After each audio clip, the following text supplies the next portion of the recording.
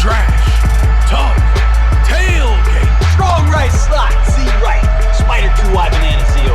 You're going to call it like it's your favorite play you've ever gotten in your life. What up, everybody? It's your boy Riley Puddin' Peters, and I'm coming to you from the future.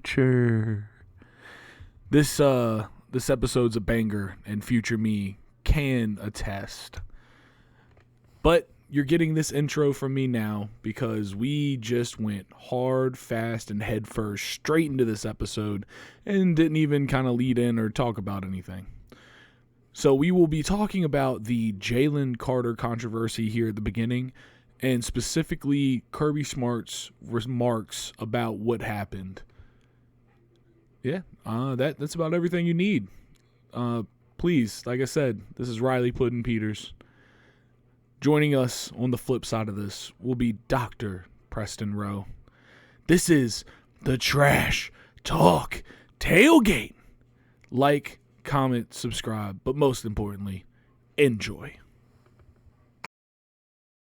But anyways, like football, okay, so Kirby Smart's statement, mainly just the, assessing. We will continue to cooperate and help the families while also assessing and trying to figure out what we can learn from this.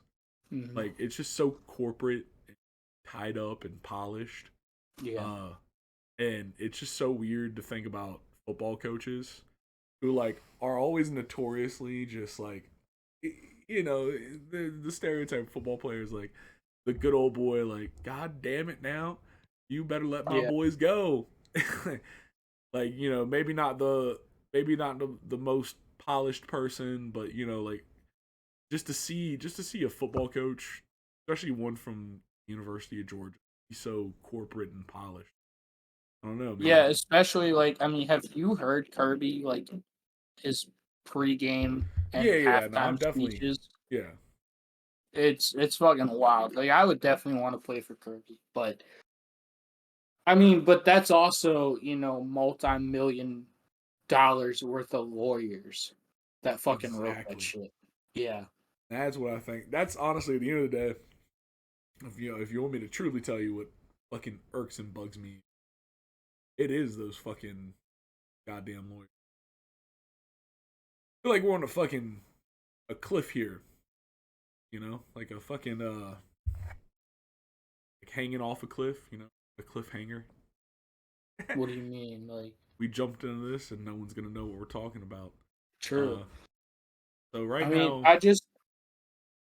there's one other aspect of that whole Jalen Carter thing.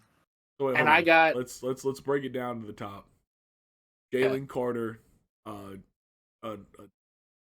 what is probably going to be one of the top picks out of Georgia, from Georgia in the draft. He's the consensus top 3 pick as of right now. Yeah, yeah, he is, great player, 2-time national champion, I guess, at this point. He was informed by the Athens Police Department that he had 2 misdemeanor reckless driving and racing charges against him yesterday, early morning. At the combine. He was at the combine. Yeah, he was in Indianapolis for the combine. Gets informed by Athens police. Goes back. Turns himself in at 11:33 p.m. and then walks out at 11:49. Yes. I don't know if you saw that, but that's... I did see that. He walked into the Athens, Georgia Police Department at 11:33 p.m. and walked out at 11:49 after answering questions and posting bond. Whatever it is. And so essentially the event that happened around that is Jalen Carter and a teammate. You've seen, I don't remember.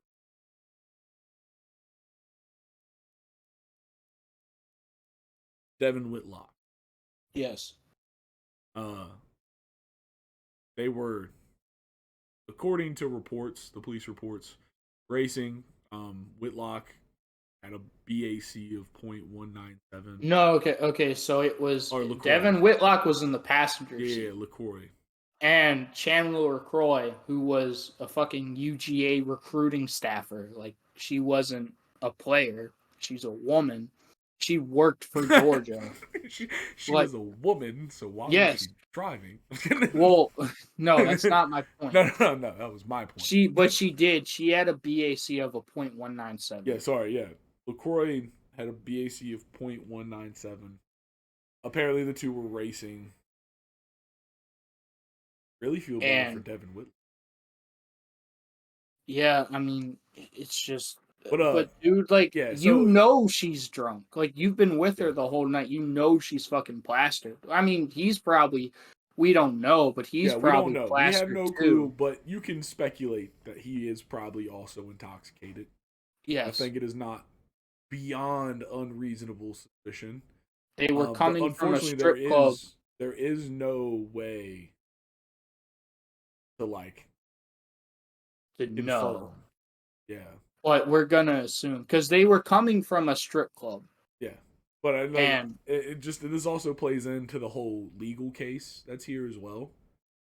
Is like this late after everything happened. Yeah, I think it was like 2 a.m. No, I'm saying like this late after the event. Yes, like the actual occurrence. Mm-hmm. Like there's nothing that they can do to stone cold prove he was drinking and driving. Except, like, once again, like I said when we were talking about this earlier, like, unless some crazy footage comes out. I mean, they say they have surveillance cameras. Like, yeah, they have surveillance cameras of them driving. Of them getting into the vehicles. As well. Parking lot, but there's usually not a crazy amount of cameras.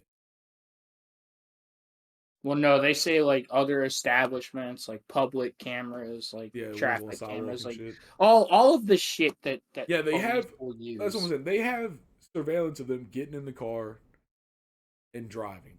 You know? Yes. But what I'm saying is essentially because it's so late after, it's not like they can go give him a fucking blood alcohol content. No. And be like, you were drunk then, because it's not how it's. So that's why, you know, that's another reason why I feel like the timing on this is really weird. Like, if they really cared about getting any kind of real justice for him, or like out of that, like they should have made this move way before. Well, apparently, because I looked into this last night, apparently the state of Georgia has this new like 90-day notice thing or whatever, where anything like this can't be made public until 90 days. So, and I don't know for sure, but that seems to be the reason why this was so delayed. But anyway, so Jalen Carter was driving one vehicle. Chandler LaCroix, the UGA recruiting staffer, and his teammate were in the other vehicle. That's the vehicle that crashed, and ultimately the two of them lost their lives. She had a BAC of a .197. We found that out yesterday. Supposedly, in the official report, Jalen Carter was racing them. He saw them crash, so he witnessed the crash, and he got out of his car and he fled the scene. And one would speculate that the only, to me at least, I mean, like you said, it could have just been like, you know, straight trauma. Yeah, it could have just been trauma, but terrible reaction to trauma. But to me, you see your teammate fucking crash, and you see that happen, and your first instinct is to flee and leave the scene. To me, that brings up suspicions. Well, he was probably driving as well and didn't want to be there when the police showed up so they could breathalyze him. You know? Yeah. So we don't know what his BAC was because he left. Um, he also lied to the police. He showed back up to the scene of the crime. He was called there once the police showed up, and he lied to And they them. He found his gave car. them false statements. Um, so I don't know, man. It's not a good look for him at all. Like at the very least, he's really stupid. Yeah. And in and a more malicious take and a more, you know, not great thing about him is I think teams are going to seriously consider, like, what are we getting a piece of shit person that watched his teammate get in a serious car crash and do nothing about it Yeah. and just leave. You know, like I think that this could potentially really hurt his draft stock. Yeah, no, I mean, it's gonna put a damper. I think we should look into any of the NFL organizations drafting, let's say like 10 through 25, have any ties Athens judicial system and or law enforcement. Maybe. Someone's catching a payday. The other, I don't know, man. Nah, it nah, it sucks. It's no bueno good looko for I mean, Jalen Carter. I get it. You know, you're 21 years old. You're about to be a multimillionaire. Like he knows he's Now, he gonna probably be a already is a multi-million. well, yeah. But he's about to get, if he NIL, doesn't already have baby. that kind of money, he's about to get that kind of money. Like he knows he's gonna be a top 5 at worst draft pick. And you know, this was right after they won the national championship, so they were presumably out celebrating in Athens. Um, and you're 21 years old and you literally are on top of the world and you think you're invincible. But still, just get a fucking Uber. You know, never drink and drive. It just pisses me off to see these young athletes who have everything right in front of them potentially throw it all away because they want to get behind the wheel after they've been plastered. I mean, dude, look at Henry Rose. It is the nature of the beast, man. Like there's a reason why these people are great athletes. A lot of them, not all of them, but like the populations, like the people that we see that do stuff like this, and some other ones. Like you just see people that it's the nature of the beast that they are just adrenaline junkies. They do this crazy game. They put themselves through hell. Like they're always looking to do the craziest shit, and that's what makes them. Usually, that's what makes them great on the field, but it also makes them detrimental to them. And it sucks. It does Does suck. suck. It sucks. But you know, it sucks for Devin Whitlock. It's one of those things for Jalen Carter where like this is a second take on life, right? Like that's a moment where you go, I was a person before that, and I'm another person now. And True.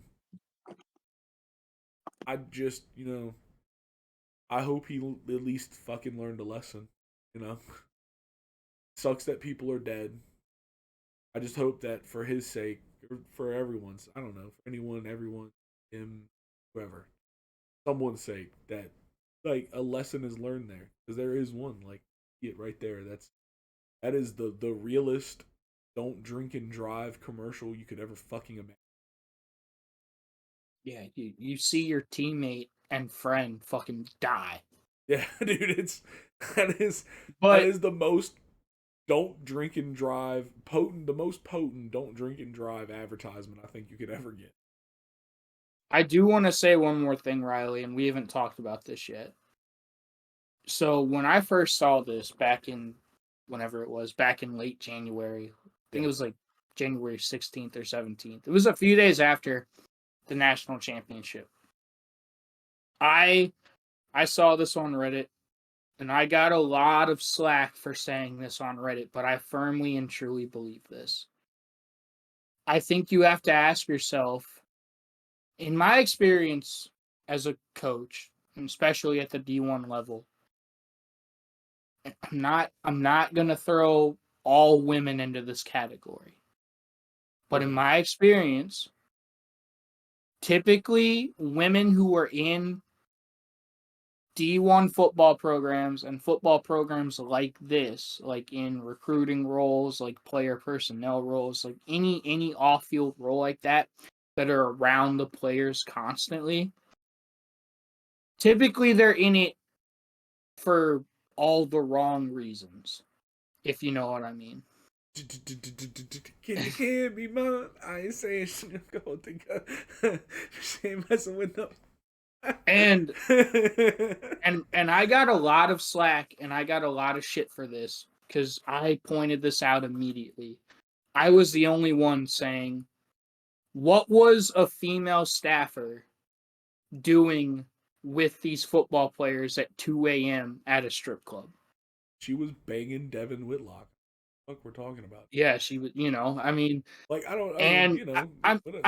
get it. Like if you want to have them as a DD, but dude, she was the one drunk and driving. She had a .197 BAC. I want to know how fucked up Devin Whitlock was. I only say that I know that sounds fucked up, but like, why the fuck was she the one driving? You know, that's another. Because she was in it for all the wrong reasons. That's why. I mean, if you're gonna be a I'm talking about DD, just then like be a why DD. she. I don't think she was their DD. I'm definitely gonna say that. No, she wasn't. They were all. But that goes back together. to my point. She's literally out there partying when she's a member of the staff. Yeah, she's also 20. I know, but shit. Like, yeah, dumb people do dumb shit, man. It happens. I know, but that's and I'm not trying to throw all women under this bus, but I've seen it way too many times. Like players at Louisiana Tech, they've told me stories about certain girls, and I've seen other girls like at other programs. It's just I would say about 85% of women who are in this profession, especially at such a young age, they're in it for all the wrong reasons. And I think that, dude, they were driving UGA registered vehicles, like vehicles specifically used for recruiting. So I think UGA is going to have a fucking litigation issue on their hands as well. I don't know, yeah, potentially, but probably not. And I think you just have to kind of ask yourself the bigger question. They change the rules, though. I don't know, but I think you do have to ask yourself the bigger question of, what was she doing there? And it was just a horrible, tragic situation all the way around. Yeah, no, it was bad. I don't know. Did you think I was gonna take it there? Yeah. It is what it is. It is what it is. It's one of those things though, it's like, first and foremost, fuck. But I do think this is seriously gonna hurt his draft stock. I don't think anything is going to come of this other than he's going to drop in the draft. I think that's going to be the biggest issue. Honestly, unless I still kind of doubt that. I think the NFL has proved recently, like in recent years, to just she a ruthless money machine. You're not wrong, but a similar situation like this happened a few years ago when the LSU offensive lineman Lael Collins, this was actually during the NFL Combine as well. he got questioned by the Baton Rouge Police Department about the murder of his ex-girlfriend because she was murdered. He went from a potential first-round draft pick to getting undrafted, and nothing ever came of that. Like, he was proved to not be a suspect. Word on the street, he a suspect. Like, yeah, he no, went from that is a crazy one. Yeah, that was a crazy. I mean, and we talked about Laramie Tunzel last night. I think that one's a little bit different. It is. Just because that was all smoking weed's fault. I mean, the thing that was crazy about that was NFL's that super anti-weed era. It was released during the draft, like on draft night. Yeah, it was like fucking like an hour before.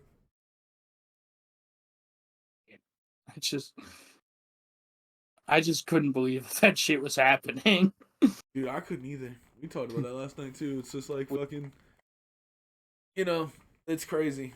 I guess, while we're here, and while we're doing our fucking conversating on this topic, we could probably roll this bitch into a draft preview. Sure. Yeah. Yeah. We kind of touched on this a little bit earlier because we talked about Jalen Carter being at the combine, but the combine has officially started. So that means it's officially draft season, Riley. It is DRFTSEN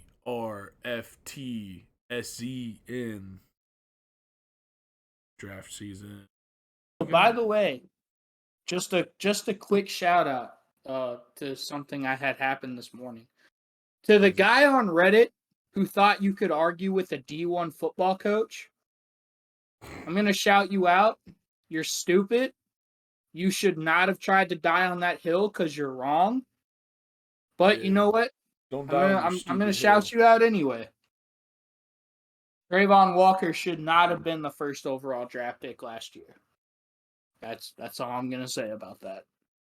I just love how people are like, oh, I know more than a D1 college football coach. Like, I know more about football than you do. I'm like, okay, cool.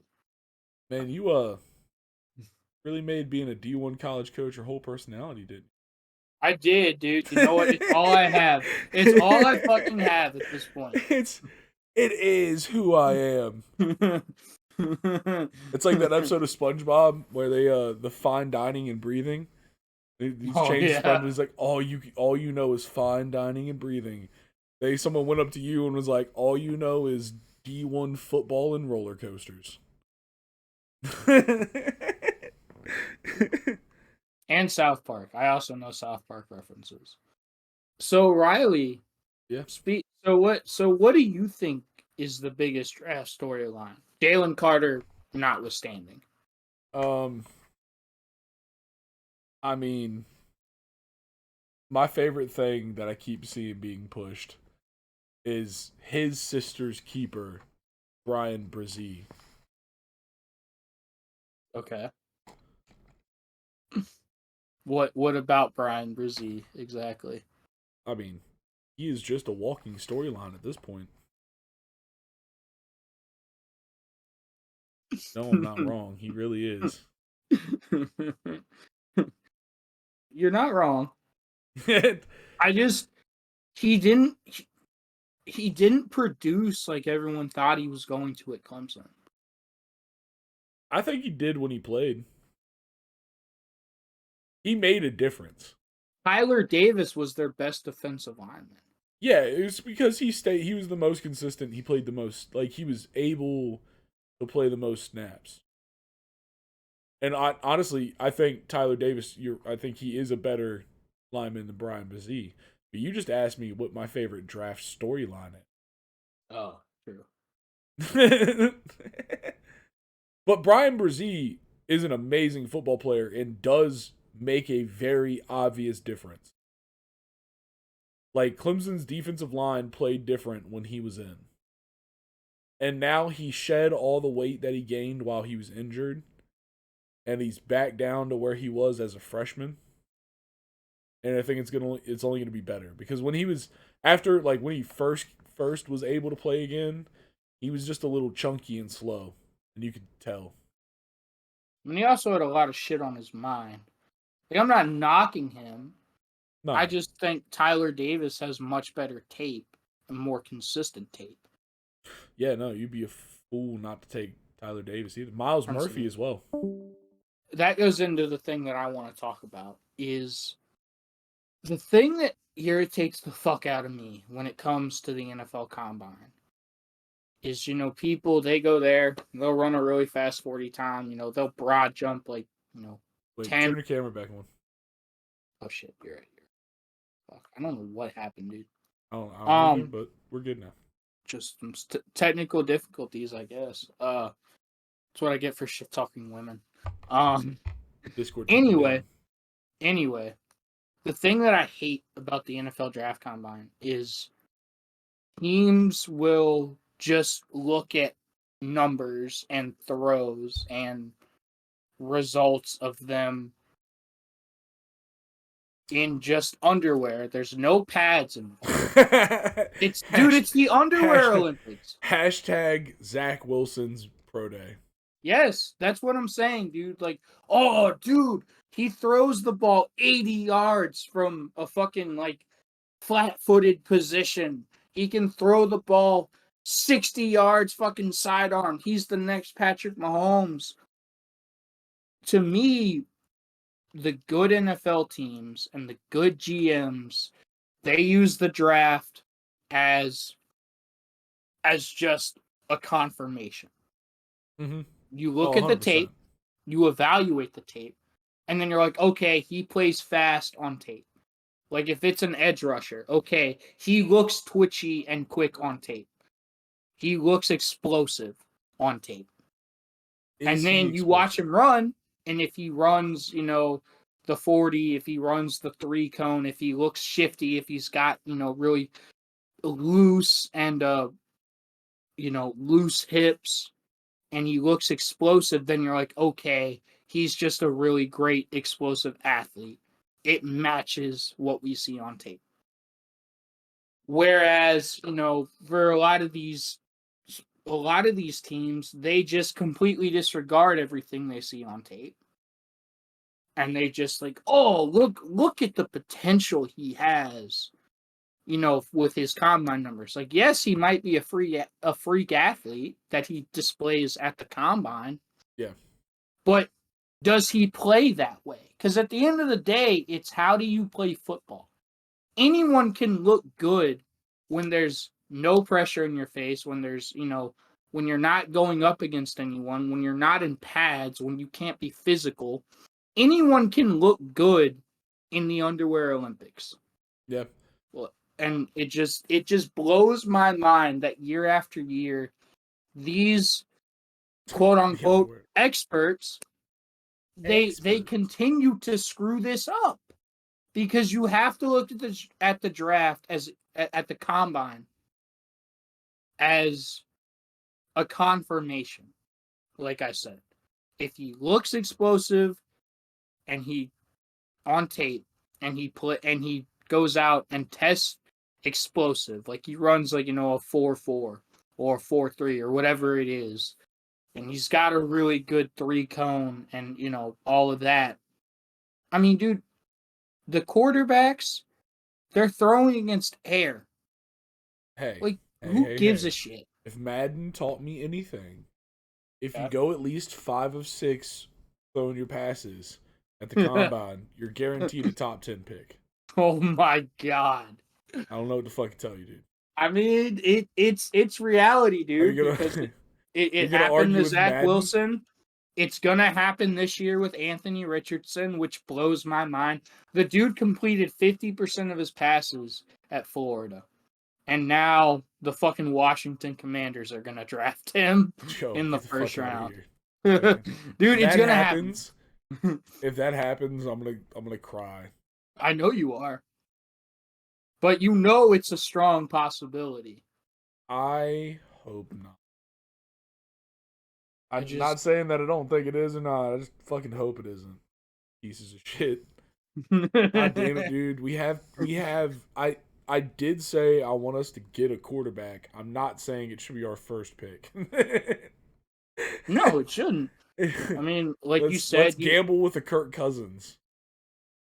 I mean, that How'd wouldn't that work out? it. It worked out all right for a couple years, Yeah, like this. because RG3 kept getting hurt. I mean, yeah. I mean, I blame that more on Mike Shanahan than anything else. I miss you, RG3. I'm glad you're commentating. You're pretty good. Like you. He is pretty good. I like him as a commentator. I do too. Um, So Riley, loved him as a quarterback? what are some of your biggest, draft storylines, or what are you most looking forward to? Whatever, dude. Just what are you looking forward to most about the draft? So the draft for me, I think one thing, especially when it comes to linemen, a lot of times the draft is a place where some of the like linemen that get invited there from lesser known schools have a chance to do something that makes people look at them. I guess one of my favorite examples is Dontari Poe. I mean, Okay. when he ran it was like one of the first sub 540s for an offensive lineman or for a defensive lineman. Yes. And like everyone freaked out, and because he was from Memphis and not a particularly, I mean, they weren't bad, but not like a particularly great Memphis team, you know. Mm-hmm.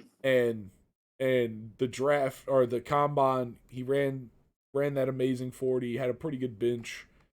I think he was like third overall in the bench for defensive linemen as well, and like it allowed teams to like actually, or teams were like, oh shit, look at him, this is actually a legit prospect, and he went on to have a pretty solid career, most notably with the Chiefs.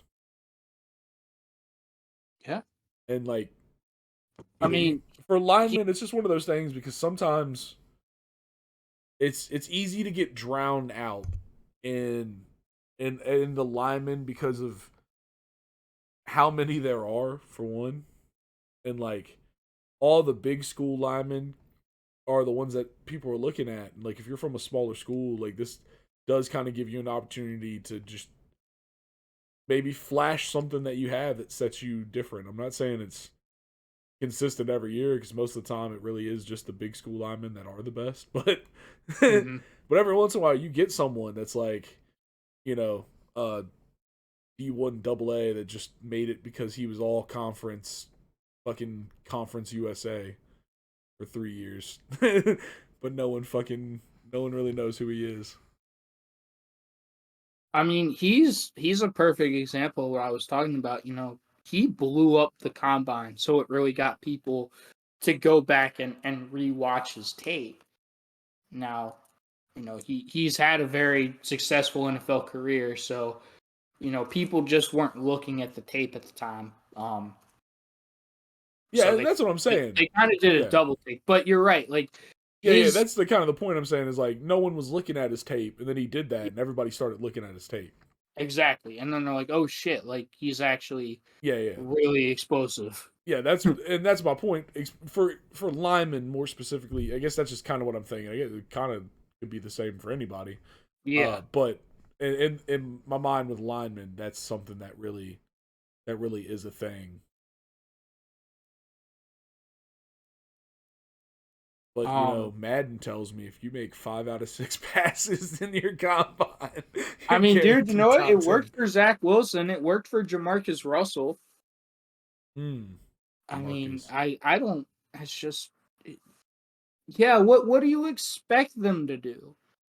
They're throwing against air. They should be perfect.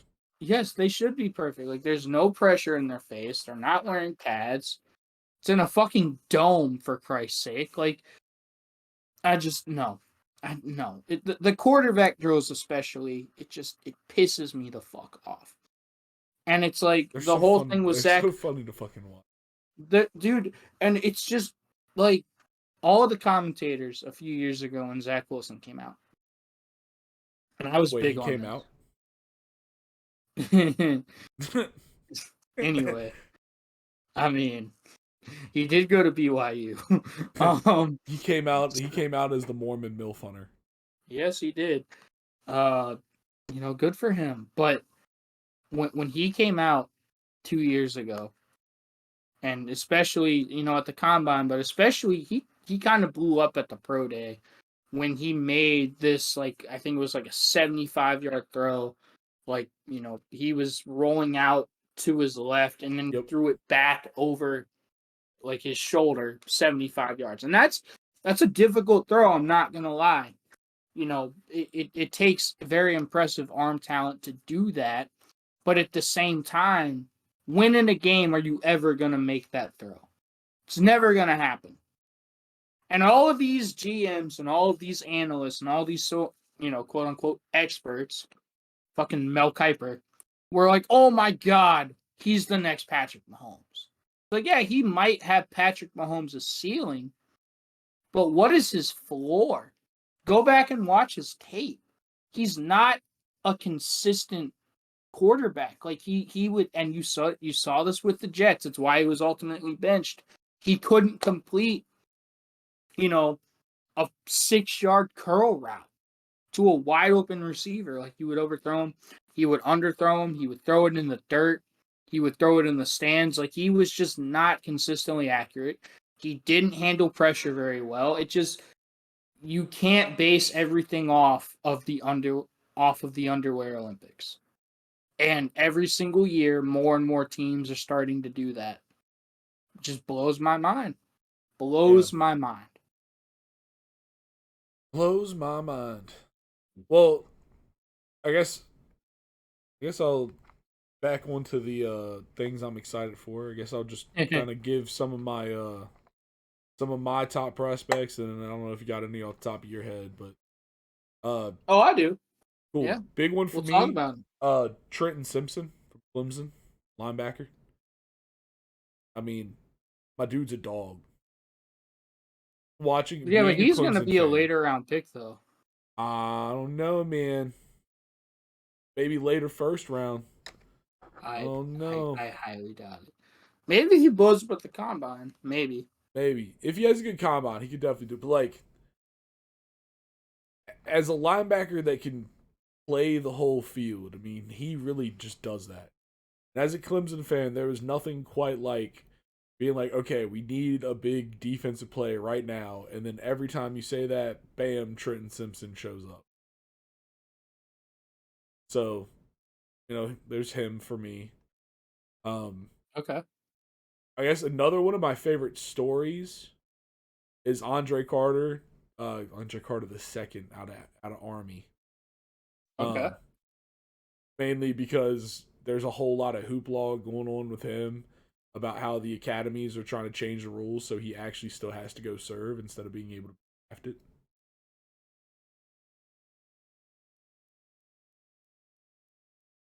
Yeah.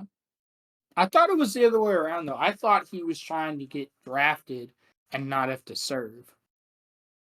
That's what he's trying to do. Yeah. And that's yeah. That's like, so when you go to one of the military academies, essentially you're signing a contract saying, once I'm done here, I will go be in the service for X amount of years. Yes. But there was always the loophole, not necessarily a loophole, but like just the hitch that if you were an athlete and you were offered a chance in a professional sport that you participated in collegiately at the academy, you could take that chance. You could forego your service and take that chance. Yeah, and the most famous example is God damn it, why am I forgetting his name? Well, Preston. He's a quarterback. I don't know. Roger Staubach? No, not Roger. I think it was Roger Staubach. Hold on. Because he served, if I'm not mistaken. Legendary. We do not have the hashtag copious mind today. Yes, we don't, but we've got the CTE mind today. Oh.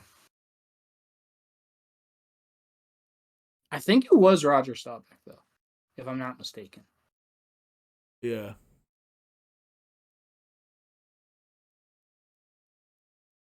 Anyways, fuck it. Wherever it was.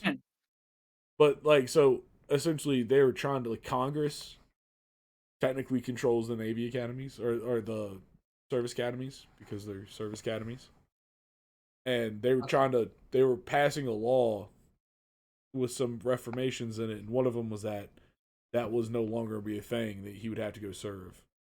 So it was like a big hoop law. But I'm pretty sure he should be good now. I believe he should. I think everything died down. I haven't heard anything about it in a while. I haven't heard anything in a couple months. I think he's all right. And then I guess my last big one is Osiris Torrance from Florida. Dude, he's a beast.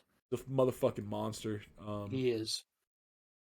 So, it's I don't think he'll go this far, but God, I would love Washington to get the hands on. He's projected as a late round pick, like a late first round pick. He is, but he's a guy that slowly could fucking slipping up. He is just trickling up and up. He's like, right now they're projecting him to go somewhere around 10, and Washington drafts like 16, I think. Ooh. So it's like, it's sketchy. Definitely one that you couldn't guarantee that we would be able to get. Yeah. But that would be a fucking steal for y'all. I mean, he's such a good run blocker, and it's what we need. I mean, I was doing we'll probably do something like this on the TTT before the draft, but one of the things that I like to do, just because I'm a fucking football junkie, is like I like to run like those mock draft simulators where there's like trades and like you pick a team and you do a mock draft for them. Dude, in those mock draft simulators, Osiris Torrance was going like in the 3rd round. I'm like, dude, there's no way. There's no fucking way. Yeah. Ain't no way. Ain't no fucking way. I mean, and especially if he, does well at the combine, and it correlates with the tape, he will be, at worst, I think, a top 15 pick. Like, he's slowly rising up the boards. For me, or is that your last one, Riley? Before I go? Yep. For me, dude, I think, because I don't think we ever really had this, at least not that I can remember in recent memory. What did the Bears do with the first pick? Yo, oh my God, right? Because they've got Justin Fields. Trade it. They should. And now with Jalen Carter, Washington for nothing. Oh my God, Give it to Washington. Switch us the 1st and 16th pick, please.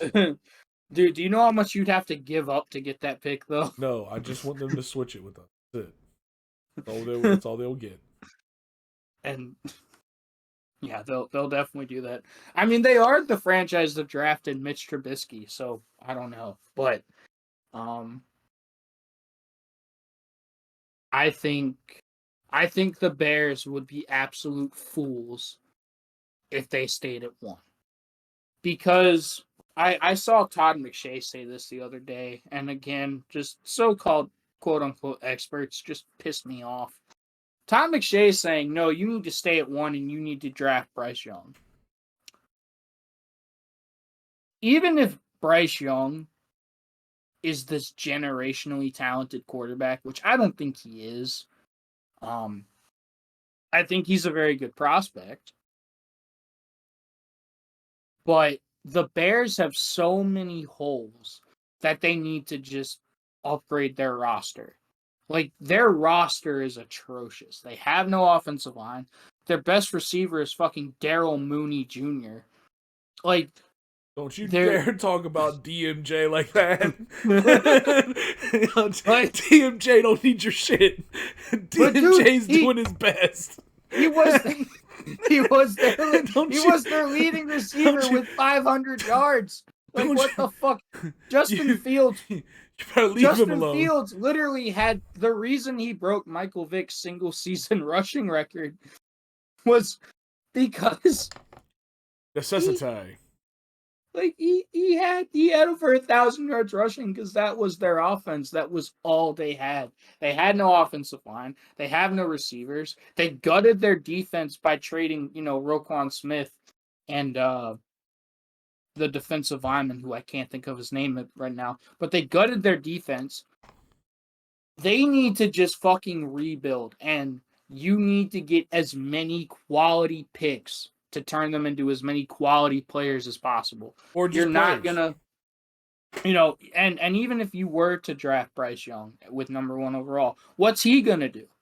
He's fucking small. Like, he's listed at, I think, 5'10", and he'll get measured at the combine, and he'll have his official height and weight.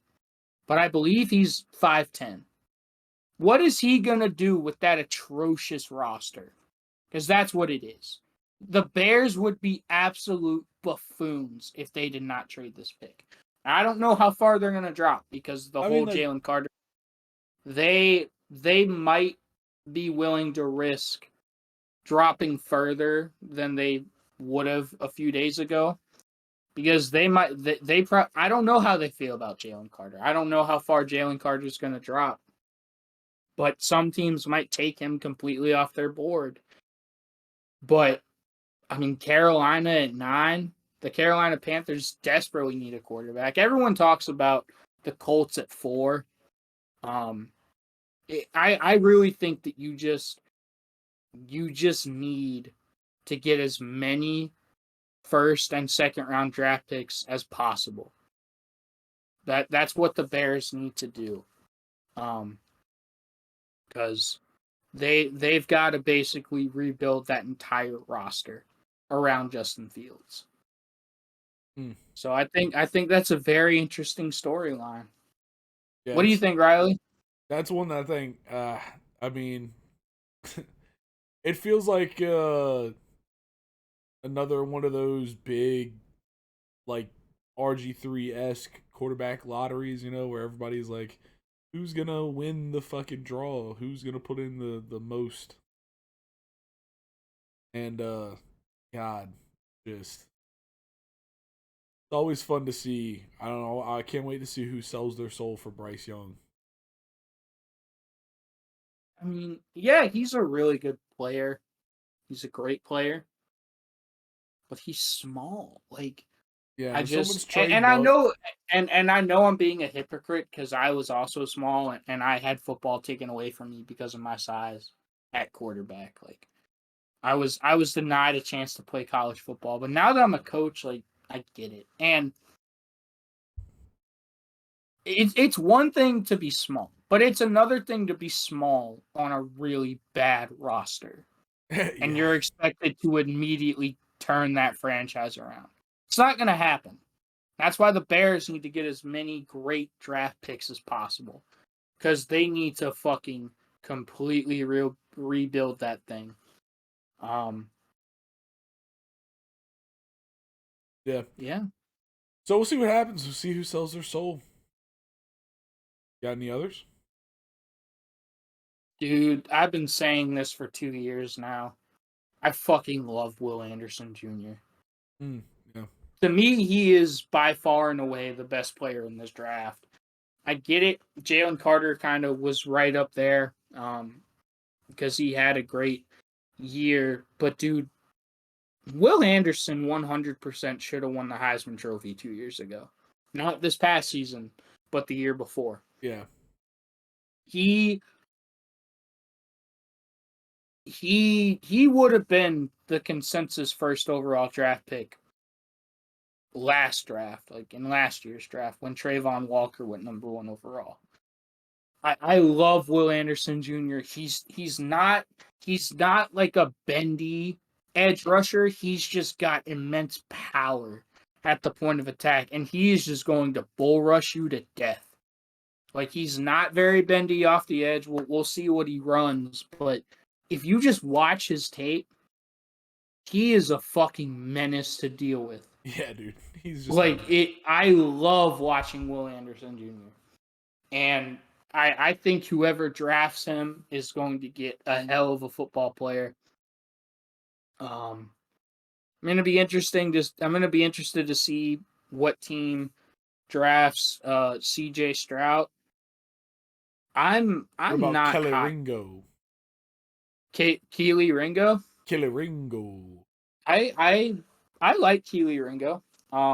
He did have problems getting beat at UGA. But I like Keely Ringo. I think he'll be a late first round draft pick. He might move up a little if he tests well at the combine. Yeah. But Late. Tyler Davis is another one. I really, really like Tyler Davis. I'm not as high on Brian Brzee as I think you are. Oh yeah, but I slate Brian Brzee somewhere in the third round. Okay. I mean, dude, I've seen him projected as a mid first round pick. Ooh. Which, I don't know about that one, but this is probably going to be controversial, Riley. I'm not high on CJ Stroud, the Ohio State quarterback. Yeah? I'm not high on him. And it's not because of anything tape-wise. I mean, I don't like the fact that in the biggest games, for Ohio State, the biggest game of the year is always the Michigan game. Obviously, this isn't all on him, but Sorry, you mean the Michigan game? Yeah, true. I mean, he never beat Michigan as a starter. He was 0-2 against Michigan. And in that game, if you go back and watch, in both games, if you go back and watch the tape, he just refuses to scramble. He's got scramble lanes to potentially pick up first downs, to keep drives alive, especially on third down. He just doesn't do it. He just wants to sit there in the pocket. But the thing that I don't like is just his immaturity, because after both games, after both Michigan games, he would just make excuses. Guys, I'm not trying to make excuses, but a lot of our players had the flu. That you literally just made an excuse as to why you lost. I don't like that from a quarterback. I think you have to take responsibility and accountability for you blowing the Michigan win streak, because that's what happened. He blew that streak under his watch, and they never got it back with him as the starter. Obviously, you can't just focus on the Michigan tape. If you go back and look at his Georgia tape, it's one of the best quarterback tapes I think I've ever seen, because he did scramble when he had to. He did take those chances. And I'm not high on his maturity. Tape-wise, I mean, yeah, the Michigan games weren't great, but I think he's an immature player. And I wouldn't draft him that high because of that. So where do you think he's sitting on a bus that's going off a cliff? I mean, I do think he'll go in the top 5. I'm just saying I wouldn't do it. Another shout back to fucking Madden. Yeah. I wouldn't do it. I'm not high on CJ Stroud. Yeah. The only quarterback I'm really high on in this draft is Bryce Young. Not a fan of Will Levis. I mean, definitely not a fan of Anthony Richardson. Is your name Weed? Weed? Is your name Weed? No. Well then, none of them are probably high on you either. That's true. Oh my God. What about you, Riley? What else do you have to add? Honestly, man, that's about it. I definitely am excited to see what happens after the combine. Just see the numbers come in, see some of the tape. For linemen, the drills and shit aren't too bad. Because a lot of the shit does translate. I mean, there's a certain aspect of physicality, but if you just want to know technically how sound they are, doing it in your underwear is about the same as doing it in fucking real life. Just all about how they take it. It's true. I mean, Jesus, you can see footwork. So fucking gay. You can see footwork. You can see first steps. You can see their hand placement. You can see how well their hips move, how loose they are. Yeah, so, so for linemen, we'll see after the combine.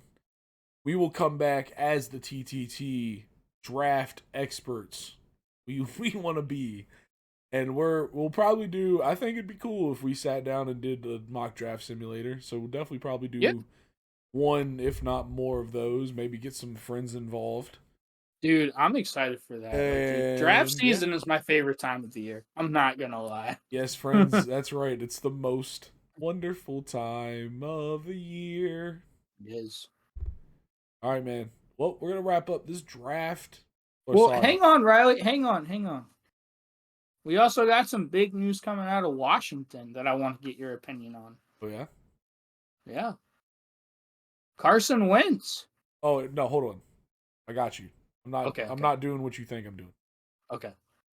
All right, man. So I want to wrap this combine and draft preview episode.